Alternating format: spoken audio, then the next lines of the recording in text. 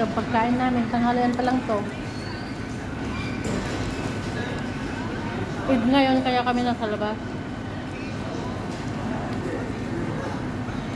May crispy donut dito.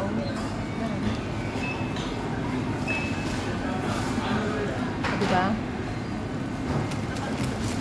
Grabe naman ang laki nito. Kahit wala. Grabe ang laki ng ano namin. Order namin sa Hardes. Maganda rin yung may ano, may apps na ganyan, may free sila. Hindi ka kasi makaalap ko.